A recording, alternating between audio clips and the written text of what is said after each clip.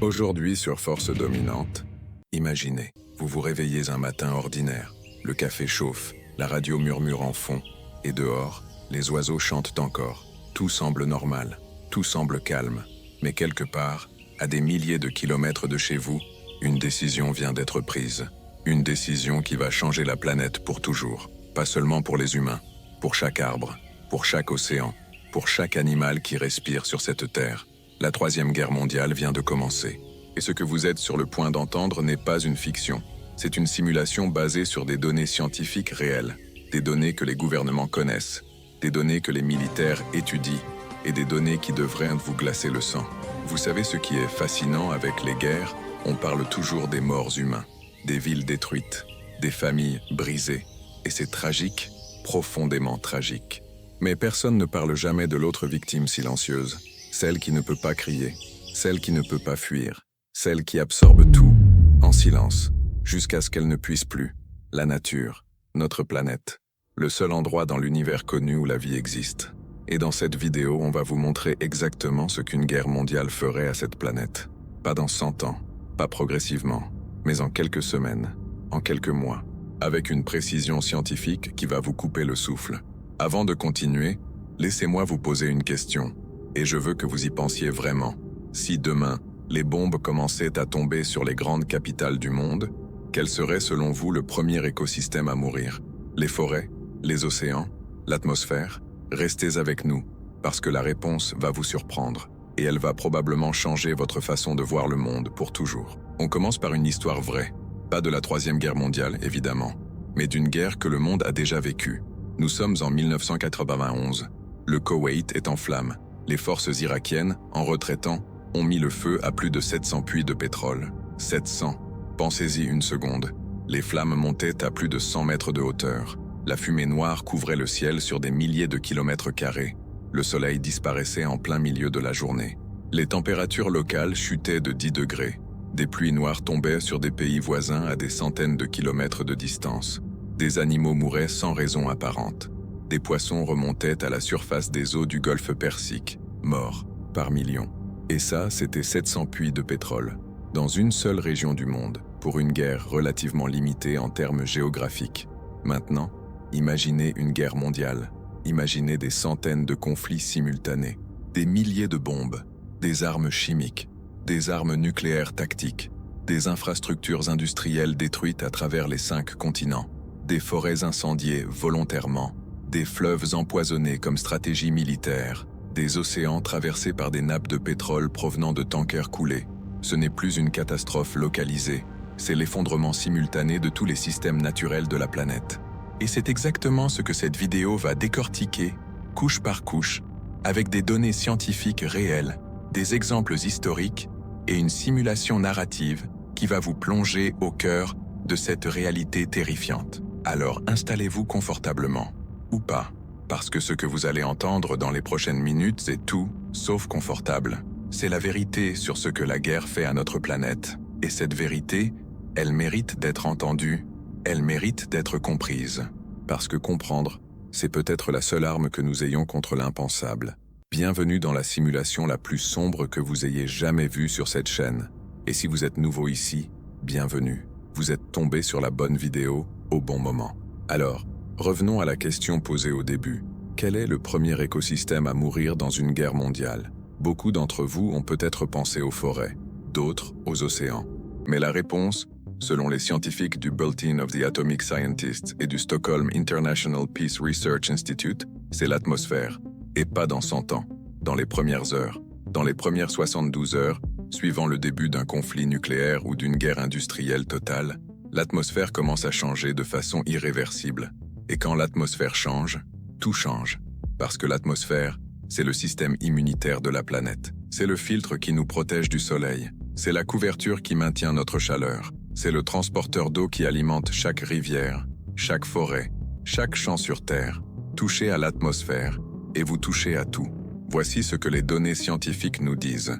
Une guerre nucléaire impliquant seulement 100 ogives, 100, sur les 12 500 qui existent actuellement dans le monde, provoquerait ce que les climatologues appellent un hiver nucléaire. Le concept a été formalisé pour la première fois en 1983 par le scientifique Carl Sagan et une équipe de chercheurs soviétiques et américains travaillant ensemble malgré la guerre froide. Leur conclusion était unanime et terrifiante. Les incendies provoqués par les explosions nucléaires dans les zones urbaines et industrielles enverraient entre 150 et 180 millions de tonnes de suie et de particules noires dans la stratosphère, pas dans la troposphère, où la pluie pourrait les laver, dans la stratosphère, à plus de 15 km d'altitude, là où il n'y a pas de pluie, là où ces particules resteraient pendant des années, voire des décennies. Et qu'est-ce que ces particules feraient?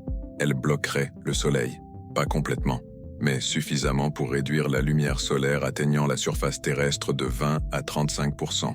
Les températures mondiales chuteraient de 2 à 5 degrés Celsius en moyenne. Ça peut sembler peu. Mais souvenez-vous que pendant la dernière ère glaciaire, la différence de température moyenne par rapport à aujourd'hui n'était que de 6 degrés.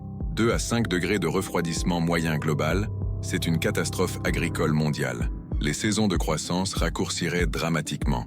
Les précipitations diminueraient dans les zones agricoles les plus productives du monde. En Europe, les étés deviendraient froids et sombres. En France, les vignes, les champs de blé, les vergers, tout serait menacé. Les experts du IPPNW, l'Organisation internationale des médecins pour la prévention de la guerre nucléaire, estiment que plus de 2 milliards de personnes mourraient de famine dans les 2 ans suivant un tel événement. Pas des explosions, de la faim, mais une guerre mondiale ne serait pas uniquement nucléaire, elle serait aussi chimique, industrielle.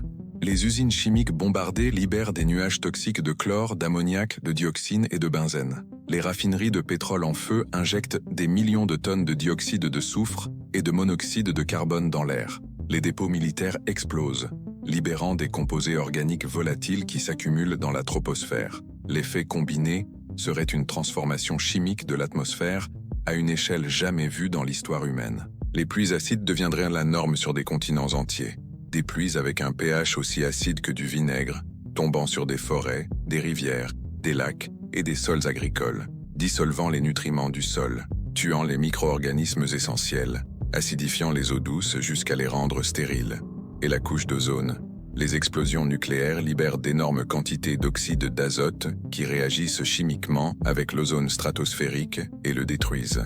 Des études publiées dans la revue Earth's Future en 2019 montrent qu'un conflit nucléaire régional, même limité, pourrait détruire jusqu'à 75% de la couche d'ozone dans les zones tempérées de l'hémisphère nord, dont la France fait partie. Sans ozone, les rayons ultraviolets B atteignent la surface terrestre sans filtre, et les UVB à haute intensité tuent le phytoplancton.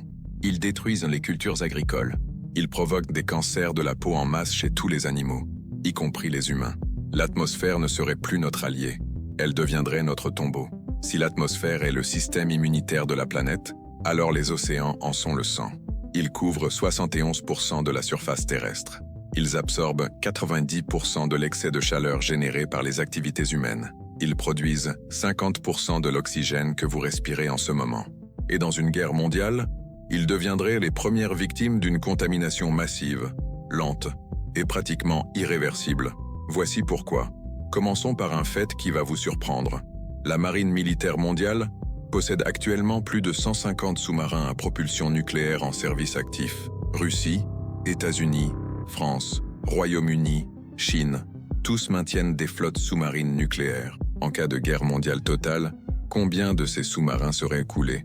Combien de réacteurs nucléaires se retrouveraient au fond des océans, intacts ou endommagés, irradiant lentement leur environnement pendant des millénaires? La réponse honnête est que nous ne savons pas. Mais nous savons déjà ce qui se passe quand un seul sous-marin coule. En 1968, le sous-marin américain USS Scorpion a coulé dans l'Atlantique Nord avec ses 2 torpilles nucléaires à bord. En 2000, le sous-marin russe Kursk a coulé en mer de Barents avec son réacteur nucléaire. Ces épaves irradient encore, et personne n'en parle. Maintenant imaginez des dizaines, des centaines, des pétroliers coulés par des torpilles, libérant leurs millions de tonnes de pétrole brut directement dans les eaux.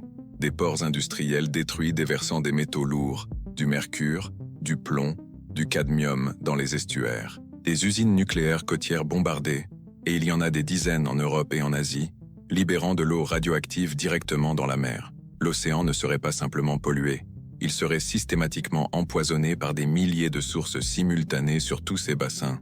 Et la conséquence la plus terrifiante de tout cela, celle que les scientifiques de l'IAEA et du GIEC identifient comme la plus catastrophique à long terme, concerne le phytoplancton. Le phytoplancton, ce sont ces micro-organismes végétaux microscopiques qui flottent dans les premières dizaines de mètres de l'océan. Ils sont invisibles à l'œil nu, et ils sont absolument essentiels à toute vie sur Terre. Pourquoi ? Parce qu'ils produisent la moitié de l'oxygène atmosphérique terrestre. Chaque 2 respirations que vous prenez, l'une vient du phytoplancton. Pas des forêts amazoniennes, de l'océan. Et le phytoplancton est extrêmement sensible à 3 choses qui se produiraient simultanément dans une guerre mondiale. L'augmentation des rayons ultraviolets causés par la destruction de la couche d'ozone, l'acidification des océans causée par l'absorption massive de CO2 et de dioxyde de soufre atmosphérique, et l'augmentation de la turbidité de l'eau, causée par les sédiments et les polluants. Ces 3 facteurs combinés pourraient réduire les populations de phytoplancton de 40 à 70% dans les zones les plus touchées. Qu'est-ce que cela signifie concrètement ? Moins de phytoplancton signifie moins d'oxygène dans l'atmosphère. Cela signifie moins de nourriture pour le zooplancton. Moins de zooplancton signifie moins de nourriture pour les petits poissons. Moins de petits poissons signifie l'effondrement de toute la chaîne alimentaire marine. Ce n'est pas théorique. Nous avons des précédents.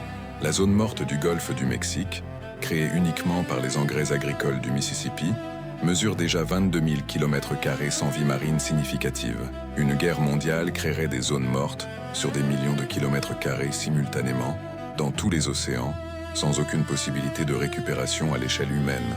Et puis, il y a l'acidification. Déjà, sans guerre, les océans ont absorbé suffisamment de CO2 humain pour que leur pH ait baissé de 0,1 unité depuis la révolution industrielle. Ça peut sembler minime, mais en chimie des océans, une baisse de 0,1 unité de pH représente une augmentation de 26% de l'acidité. Les coquillages se dissolvent, les coraux blanchissent et meurent. Les larves de homards ne peuvent plus former leur carapace. Une guerre mondiale doublerait ou triplerait ce rythme d'acidification en quelques années seulement. Les récifs coralliens, qui abritent 25% de toute la biodiversité marine, malgré n'occupant que 1% de la surface océanique, disparaîtraient. Il existe un phénomène que les biologistes appellent le silence du printemps. L'expression vient du titre d'un livre écrit en 1962 par la biologiste américaine Rachel Carson, qui documentait la disparition progressive des oiseaux chanteurs dans les campagnes américaines à cause des pesticides. Ce silence du printemps, une guerre mondiale le provoquerait à une échelle et à une vitesse que même Rachel Carson n'aurait pas osé imaginer. Et pour comprendre pourquoi, il faut comprendre à quel point les forêts et la vie terrestre sont intimement connectés à tout ce que nous avons déjà décrit. Les forêts couvrent aujourd'hui 31% de la surface terrestre. Elles abritent 80% de la biodiversité terrestre. Elles stockent plus de carbone que toute l'atmosphère terrestre réunie. Et dans une guerre mondiale, elles seraient attaquées simultanément par 5 facteurs distincts qui, ensemble, créeraient une synergie destructrice sans précédent dans l'histoire de la vie sur Terre. Le premier facteur est direct et brutal, les incendies volontaires. L'utilisation du feu comme arme de guerre est aussi vieille que la guerre elle-même. Les Romains brûlaient les forêts des Gaulois. Les Américains utilisaient le napalm au Vietnam pour brûler les forêts dans lesquelles se cachaient leurs ennemis. Dans une guerre mondiale moderne, avec des munitions incendiaires avancées et des drones capables de lâcher des agents inflammables sur des milliers de kilomètres carrés, des forêts entières seraient délibérément incendiées comme stratégie militaire. La forêt amazonienne, la forêt boréale sibérienne, les forêts du bassin du Congo, toutes sont considérées par les stratèges militaires comme des zones de couverture ennemie potentielles. Des études de simulation militaire non classifiées suggèrent que jusqu'à 15% de la couverture forestière mondiale pourrait être délibérément incendiée dans les premières années d'un conflit mondial total. Le deuxième facteur est la radioactivité. L'exemple de Tchernobyl nous a montré quelque chose de fascinant et de paradoxal. Dans les premières années suivant l'accident en 1986, la zone d'exclusion de 30 km est devenue l'une des zones naturelles les plus riches d'Europe, non pas parce que la radioactivité est bonne pour la nature, mais parce que les humains sont partis. Et en l'absence d'humains, la nature reprend ses droits avec une vitesse stupéfiante. Mais une guerre nucléaire mondiale serait différente de Tchernobyl. Pas une seule zone d'exclusion de 30 km, des milliers de zones d'exclusion couvrant des continents entiers. Et dans ces zones, ce ne serait pas la même histoire. Des niveaux de radiation 1000 fois supérieurs à Tchernobyl, des mutations génétiques dans les populations animales, des espèces entières décimées en une génération, les grands mammifères, loups, ours, cerfs, sangliers, qui ont survécu et prospéré à Tchernobyl ne survivraient pas à une contamination nucléaire généralisée de cette magnitude. Le troisième facteur est chimique. Les armes chimiques, gaz moutarde, agents neurotoxiques, défoliants de type agent orange, s'accumulent dans les sols pendant des décennies. Nous le savons parce que des champs de bataille de la Première Guerre mondiale en Belgique et en France sont encore aujourd'hui toxiques, 100 ans plus tard. Des terres rouges, près de Verdun, où aucune plante ne pousse normalement. Des zones où le sol est encore saturé d'arsenic et de métaux lourds, issus des explosions de 1914-1918. Une guerre mondiale utilisant des armes chimiques modernes, exponentiellement plus puissantes que celles de 14-18, crée des zones mortes terrestres permanentes sur des millions de kilomètres carrés. Le quatrième facteur est le refroidissement climatique de l'hiver nucléaire. Les forêts tropicales et subtropicales sont extrêmement sensibles aux variations de température. Une baisse de 3 à 5 degrés globale transformerait les zones climatiques de façon dramatique. Des espèces entières ne pourraient pas migrer assez vite. Des écosystèmes entiers seraient gelés dans des conditions pour lesquelles ils ne sont pas adaptés. Et le cinquième facteur, souvent ignoré, c'est l'absence des pollinisateurs. Les abeilles, les papillons, les coléoptères, tous extraordinairement sensibles aux pesticides et aux perturbations chimiques atmosphériques. Sans pollinisateurs, même les plantes qui survivent à tout le reste ne peuvent pas se reproduire. Le silence du printemps serait total. Alors, revenons à la question du début. Si la Troisième Guerre mondiale éclatait demain, quel serait selon vous le premier écosystème à mourir? Vous avez maintenant la réponse. Ce ne serait pas l'un ou l'autre. Ce serait tout simultanément dans un effondrement en cascade que les scientifiques appellent collapse systémique planétaire. L'atmosphère empoisonnée tuerait les océans. Les océans mourants libéreraient moins d'oxygène, aggravant l'atmosphère. Les forêts en feu accéléreraient le réchauffement. Le réchauffement ferait fondre les permafrosts sibériens, libérant des milliards de tonnes de méthane stockées depuis des millénaires, aggravant encore l'atmosphère. C'est ce qu'on appelle une boucle de rétroaction positive. Pas positive dans le sens de bonne, positive dans le sens de qui s'amplifie elle-même. Une spirale, un effondrement qui accélère son propre effondrement. Les scientifiques du PNAS, les Proceedings of the National Academy of Sciences, ont publié en 2022 une étude sur ce qu'ils appellent les points de bascule climatique, des seuils au-delà desquels les systèmes naturels ne peuvent plus revenir à leur état initial. Ils en ont identifié 16 à l'échelle planétaire. Parmi les plus critiques, l'effondrement de la calotte glaciaire de l'Antarctique Ouest, la mort des récifs coralliens tropicaux, le dégel du permafrost sibérien et l'effondrement de la forêt amazonienne. Actuellement, sans guerre, nous nous approchons dangereusement de plusieurs de ces points de bascule uniquement par notre activité économique quotidienne. Une guerre mondiale les dépasserait tous, simultanément, en quelques années. Et au-delà de ces points de bascule, même si la guerre s'arrêtait, même si l'humanité survivait et décidait de tout reconstruire, la planète ne reviendrait pas à son état d'avant, pas à l'échelle humaine, peut-être pas avant des millions d'années. Et c'est ici que cette simulation nous confronte à une vérité profondément inconfortable. Nous vivons sur une planète qui existait bien avant nous, qui existera bien après nous, qui a survécu à 5 extinctions de masse, à des impacts d'astéroïdes, à des éruptions volcaniques supermassives. La planète, elle, survivra à une guerre mondiale. La vie, sous une forme ou une autre, survivra. Des bactéries résistantes aux radiations, des insectes, peut-être certains mammifères de petite taille dans des refuges géographiques particuliers. La Terre a déjà vécu l'extinction de 99,9% de toutes les espèces qui ont jamais existé sur elle. Elle s'en est remise, à chaque fois. Mais l'humain, lui, dans cette équation, vulnérable, fragile, dépendant de l'atmosphère qu'il ne contrôle pas, dépendant des océans qu'il pollue, dépendant des forêts qu'il brûle, dépendant du phytoplancton qu'il empoisonne sans même le voir. La vraie question que cette vidéo pose n'est pas « Est-ce qu'une guerre mondiale pourrait tuer la nature ?» La vraie question est « Est-ce que nous comprenons à quel point nous dépendons d'elle ?» Parce que si nous comprenions vraiment, si chaque dirigeant politique, si chaque général, si chaque personne qui appuie sur un bouton comprenait vraiment ce que signifie détruire l'atmosphère, les océans et les forêts simultanément, peut-être que la guerre deviendrait l'option la plus irrationnelle, imaginable, pas par altruisme, par simple instinct de survie. Dites-moi dans les commentaires, vous pensiez à quoi? En regardant cette vidéo, quel est l'élément qui vous a le plus frappé? L'atmosphère, les océans, le phytoplancton, dont vous ne saviez peut-être même pas qu'il produisait la moitié de votre oxygène? Écrivez-le ci-dessous. Je lis tous les commentaires. Et si cette vidéo vous a appris quelque chose que vous ne saviez pas, partagez-la avec quelqu'un qui devrait la voir. Parce que comprendre, c'est peut-être la seule forme de résistance qui nous reste. Et si vous n'êtes pas encore abonné à cette chaîne, c'est le moment. On ne fait pas des vidéos pour faire peur. On fait des vidéos pour que vous puissiez regarder le monde avec des yeux plus ouverts. À très bientôt pour la prochaine simulation. Et d'ici là, regardez le ciel, regardez l'eau et remerciez-les, parce qu'ils font tout pour vous, en silence, chaque jour. Vous savez ce qui est véritablement terrifiant dans tout ce que nous avons décrit jusqu'ici? Ce n'est pas la violence des explosions, ce n'est pas la chaleur des incendies, ce n'est pas même la radioactivité.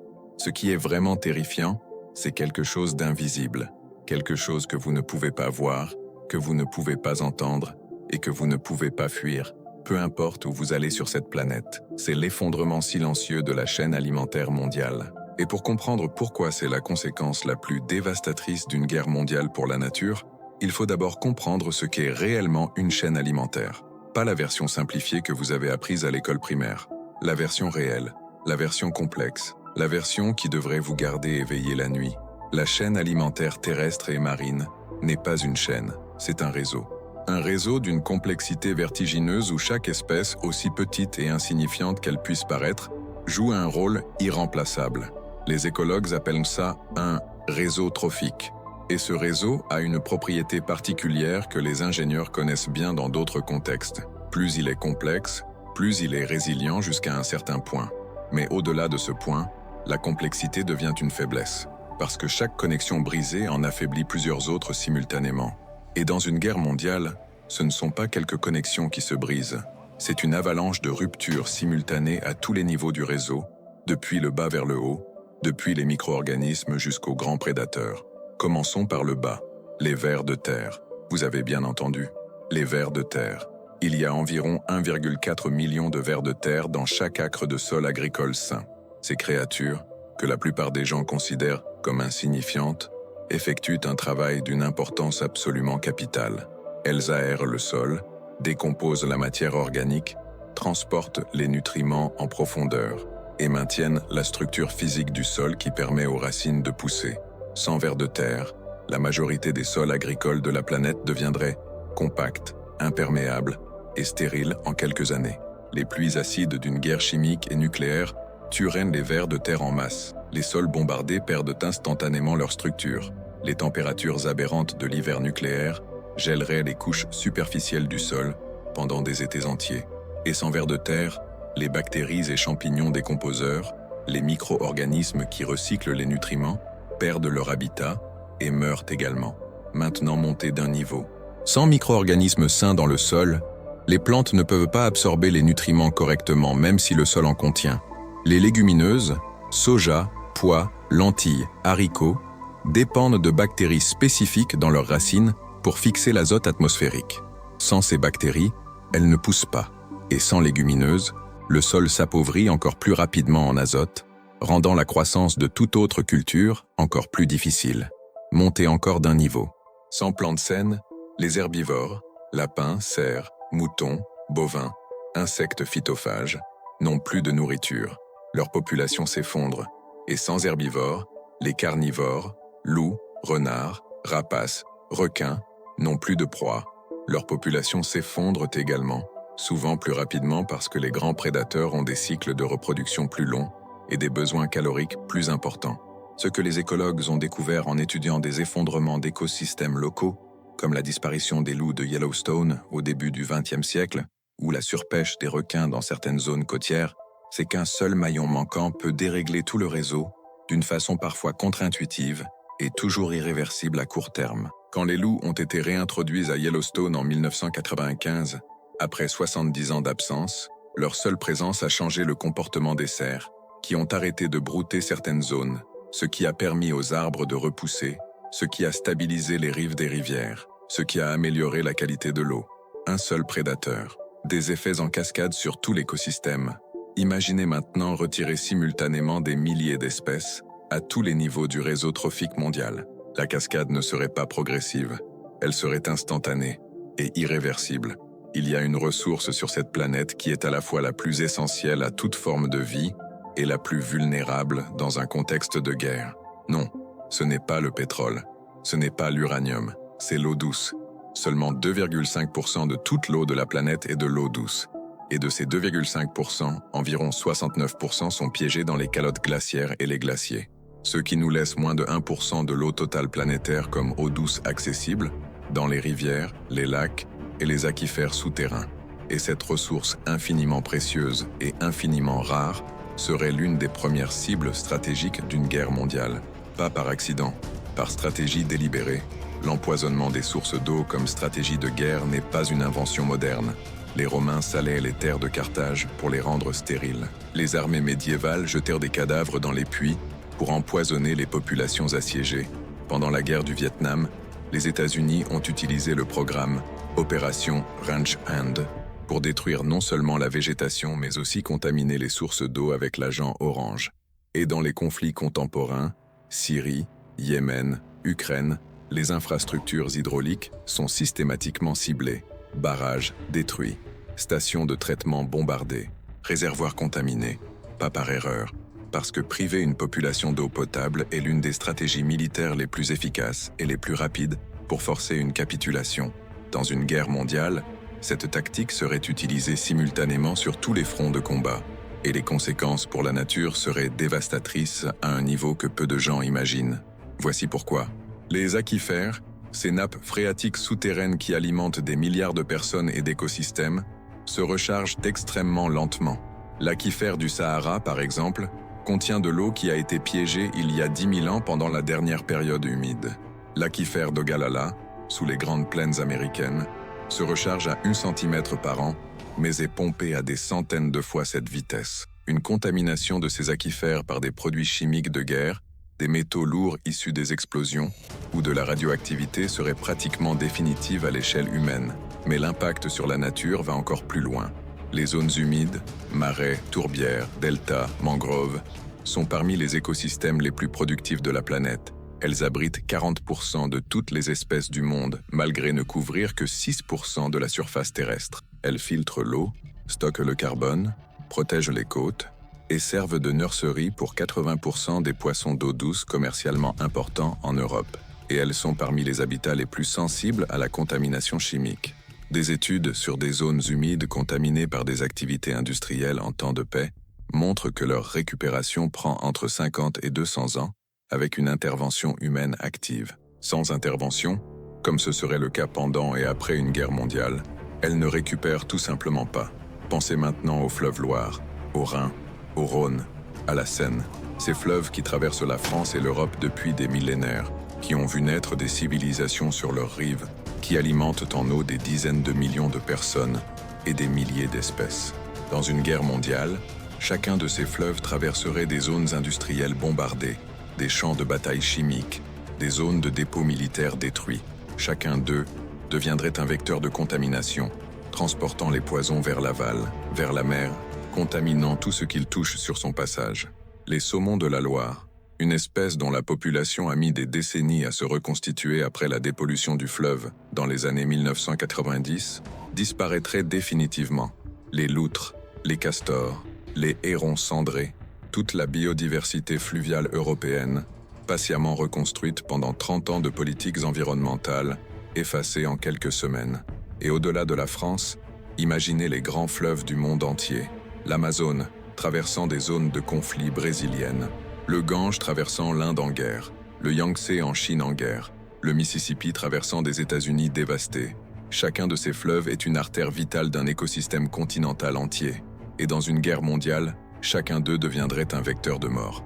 Permettez-moi maintenant de vous donner des chiffres réels, des chiffres publiés dans des revues scientifiques révisées par des pairs, pas dans des blogs apocalyptiques sur Internet. Parce que parfois, les chiffres disent de plus que n'importe quelle image ou n'importe quelle simulation narrative. Et ces chiffres, je vous préviens, vont vous mettre mal à l'aise, pas parce qu'ils sont inventés, mais parce qu'ils sont vrais. La Terre abrite actuellement entre 8 et 10 millions d'espèces vivantes connues et cataloguées. La plupart des biologistes estiment qu'il en existe entre 1 et 8 millions encore inconnues. Parmi ces espèces, nous en perdons actuellement entre 150 et 200 chaque jour en temps normal, sans guerre, uniquement à cause de la déforestation, de la pollution et du changement climatique. C'est ce que les scientifiques appellent la 6e extinction de masse. La 6e dans l'histoire de la planète et la première causée par une seule espèce. La dernière extinction de masse, la 5e, a été provoquée par l'impact d'un astéroïde il y a 66 millions d'années et a tué 75% de toutes les espèces vivantes. La 6e extinction actuelle, sans guerre, avance à un rythme de 1000 fois la normale. Une guerre mondiale l'accélérerait à un rythme que les scientifiques estiment entre 10 000 et 100 000 fois la normale. Qu'est-ce que cela signifie concrètement ? Cela signifie que des espèces qui ont mis des millions d'années à évoluer disparaîtraient en quelques mois. Des espèces dont nous ne connaissons même pas encore l'existence et dont certaines pourraient contenir les molécules actives du médicament qui guérirait le cancer, ou la prochaine grande découverte en biomatériaux, ou simplement un être vivant magnifique que nous n'aurions jamais la chance de rencontrer, disparu, définitivement, pour toujours. Regardons des exemples spécifiques avec des données réelles. La population mondiale d'insectes a déjà diminué de 27% depuis 1990 en temps de paix. Une étude publiée dans la revue Science en 2019 montre que l'Amérique du Nord a perdu 3 milliards d'oiseaux chanteurs, soit 29% de sa population totale d'oiseaux, depuis 1970. Les populations de vertébrés sauvages ont diminué de 73% entre 1970 et 2024, selon le rapport Planète Vivante du WWF, publié en 2024, 73% en 54 ans, en temps de paix, en temps de croissance économique, avec des parcs naturels, des réserves, des lois de protection. Maintenant projeter ces tendances dans un scénario de guerre mondiale pendant 5 à 10 ans. Les scientifiques qui ont modélisé ces scénarios, notamment dans une étude de référence publiée dans Ambio en 2021, concluent qu'une guerre nucléaire mondiale de niveau modéré déclencherait l'extinction fonctionnelle de la plupart des grands vertébrés, mammifères, oiseaux, reptiles, amphibiens, dans les 10 à 25 ans suivant le début du conflit, pas leur disparition totale nécessairement, mais leur réduction à des populations si petites et si fragmentées qu'elles ne pourraient plus remplir leur rôle écologique, ce qu'on appelle une extinction fonctionnelle, vivants, mais inutiles écologiquement, condamnés à terme. Et voici ce qui rend tout cela encore plus difficile à accepter. La biodiversité n'est pas symétrique. Perdre 50% des espèces ne signifie pas perdre 50% des fonctions écologiques. Parce que certaines espèces sont ce que les écologues appellent des espèces clés de voûte, des espèces dont la disparition provoque un effondrement écologique disproportionné par rapport à leur biomasse. Les abeilles, les loups, les éléphants d'Afrique, les loutres de mer, les requins, les figuiers sauvages dans les forêts tropicales. Perdre ces espèces clés de voûte, qui seraient parmi les premières touchées dans une guerre mondiale en raison de leur sensibilité aux perturbations, provoquerait un effondrement écologique bien supérieur à ce que leur seul nombre suggère. C'est la différence entre retirer un pilier porteur d'un bâtiment et retirer une cloison non porteuse. L'un fait tomber tout l'édifice, l'autre ne change pas grand-chose. Après tout ce que nous venons de décrire, il y a une question qui brûle les lèvres de tout le monde. Une question humaine, une question d'espoir, presque. Si tout cela se produisait, si une guerre mondiale dévastait l'atmosphère, les océans, les forêts et la biodiversité, combien de temps faudrait-il à la planète pour se remettre ? Et la réponse à cette question est à la fois fascinante et terrifiante, parce qu'elle dépend entièrement de ce que vous entendez par se remettre et surtout de ce que vous entendez par la planète. La Terre, en tant que masse rocheuse de 6000 km de rayon tournant autour du Soleil, ne souffre pas, elle ne ressent rien. Elle existait avant la vie, elle existera après. Sur des échelles de temps géologiques, une guerre mondiale n'est qu'un clignement d'œil. L'atmosphère terrestre s'est transformée radicalement plusieurs fois dans l'histoire de la planète, d'abord sans oxygène, puis avec de l'oxygène, puis avec différentes compositions qui ont déclenché des ères glaciaires et des périodes chaudes. La planète s'adapte, pas pour nous, pour elle-même. Ou plutôt, la planète n'adapte rien du tout. Elle obéit simplement aux lois de la chimie et de la physique, et la vie qui émerge de ces processus s'adapte, évolue, et finit toujours par réoccuper les niches écologiques disponibles. Ce qui récupérerait le plus rapidement ? Les bactéries. Certaines bactéries peuvent développer une résistance aux radiations, aux produits chimiques et aux températures extrêmes en quelques générations. Et comme une génération bactérienne dure 20 minutes, elles peuvent évoluer en quelques heures ou quelques jours face à un nouveau stress environnemental. Les insectes viendraient ensuite, certaines espèces d'insectes, les blattes, les coléoptères, certaines espèces de fourmis, ont des capacités de résistance extraordinaires et se reproduisent rapidement. Dans les 10 à 50 ans suivant une guerre mondiale, des écosystèmes primitifs d'insectes et de bactéries réoccuperaient les zones dévastées. Mais pour les vertébrés, l'histoire est bien différente. Prenons l'exemple de Tchernobyl comme référence la plus proche que nous ayons d'une contamination nucléaire d'un écosystème. 38 ans après l'accident, la zone d'exclusion est un paradoxe écologique fascinant. D'un côté, la mégafaune, loups, lynx, ours, bisons d'Europe, est revenue et prospère grâce à l'absence humaine. De l'autre côté, des études génétiques montrent des taux de mutation significativement plus élevés chez les animaux de la zone, une diminution de la longévité chez certaines espèces et des anomalies dans les populations d'oiseaux et de petits mammifères dans les zones les plus contaminées. Et Tchernobyl n'a contaminé qu'une zone limitée avec un seul réacteur. Une guerre mondiale nucléaire contaminerait des millions de kilomètres carrés avec des intensités radioactives bien supérieures. Le temps de demi-vie du césium-137, l'un des principaux contaminants nucléaires, est de 30 ans. Cela signifie que 30 ans après une explosion nucléaire, la moitié de la radioactivité est encore là. 60 ans après, un quart. 90 ans après, un huitième. Pour les forêts et les écosystèmes dans les zones de retombées nucléaires directes, une récupération complète vers un état comparable à l'actuel prendrait entre 100 et 500 ans dans le meilleur des cas. Les récifs coralliens, dont la croissance est de 1 à 25 cm par an, mettraient entre 1000 et 10 000 ans à récupérer. La couche d'ozone, si elle était détruite à 75%, mettrait entre 10 et 25 ans à se reconstituer, selon les études publiées dans la revue Geophysical Research Letters. Et les aquifères contaminés, entre 20 000 et 10 000 ans. À l'échelle humaine, c'est une éternité. C'est la différence entre une blessure qui guérit et une blessure qui laisse une cicatrice permanente. Nous guéririons peut-être, mais jamais les mêmes. Nous voici à la fin de cette simulation, et je veux être honnête avec vous. Ce n'est pas facile de créer ce genre de contenu, pas parce que les données sont difficiles à trouver. Elles sont là, publiées, accessibles, vérifiables. Mais parce que chaque fois qu'on s'arrête vraiment, chaque fois qu'on pose les chiffres et qu'on laisse leur signification réelle nous atteindre, il y a quelque chose de profondément bouleversant dans ce que l'humanité est capable de créer comme destruction. Et en même temps, quelque chose d'extraordinairement beau dans ce que la nature est capable de supporter. Repensez à tout ce que nous avons vu ensemble dans cette vidéo. L'atmosphère, ce filtre invisible que nous ne voyons jamais mais dont nous dépendons à chaque seconde. Les océans, ce sang bleu de la planète qui régule la température, produit l'oxygène et nourrit la moitié de la vie terrestre. Les forêts, ces cathédrales vertes qui stockent le carbone, abritent 80% de la vie sauvage et font tomber la pluie. Les fleuves et les zones humides, ces artères d'eau douce qui sont les derniers refuges de centaines d'espèces irremplaçables. Et la biodiversité, cette tapisserie évolutive de millions d'années de vie, chaque fil connecté aux autres, chaque disparition affaiblissant l'ensemble.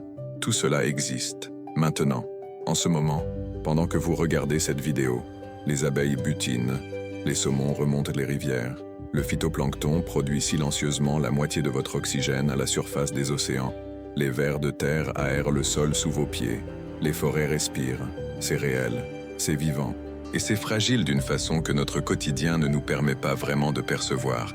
Je ne fais pas cette vidéo pour vous faire peur, ou du moins, pas seulement pour ça.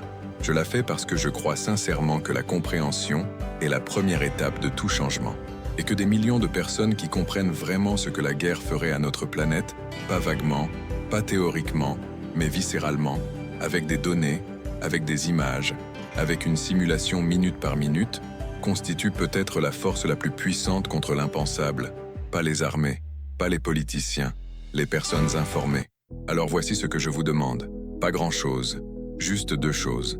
La première, dites-moi dans les commentaires quel est l'élément de cette vidéo qui vous a le plus touché, pas le plus choquant, le plus touché, celui qui restera avec vous demain matin quand vous regarderez par la fenêtre et que vous verrez un arbre, ou le ciel, ou une flaque d'eau de pluie. Parce que les commentaires de cette chaîne ne sont pas juste des statistiques pour l'algorithme, ce sont des preuves que des gens réels ont regardé, ont écouté et ont ressenti quelque chose de réel. Et ça compte énormément. La deuxième chose, si cette vidéo vous a appris quelque chose, une seule chose que vous ne saviez pas, partagez-la. Pas pour moi, pas pour les vues, pour la personne dans votre entourage qui ne regarde pas ce genre de contenu, mais qui, peut-être, devrait. Parce que la connaissance ne vaut rien si elle reste dans une seule tête. Et si vous n'êtes pas encore abonné à cette chaîne, vous savez ce qu'il vous reste à faire. Cliquez sur le bouton, activez la cloche. Parce que nous ne faisons pas des vidéos pour les chiffres, nous les faisons pour que le monde soit un peu moins ignorant de sa propre fragilité et un peu plus amoureux de ce qu'il risque de perdre. La Terre n'a pas besoin de nous pour survivre. Elle l'a prouvé 5 fois. C'est nous qui avons besoin d'elle. Et peut-être qu'un jour nous nous en souviendrons à temps. À très bientôt pour la prochaine simulation.